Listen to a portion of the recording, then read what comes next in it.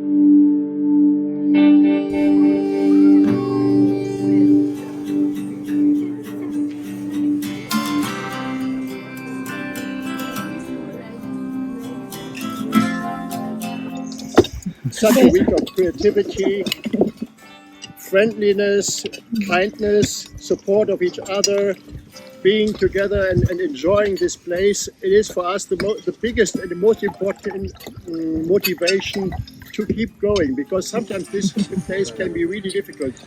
I'm glad that you do not see that or feel that, but for that reason, because it is so difficult, I wish to thank especially the team of Boisbuchet.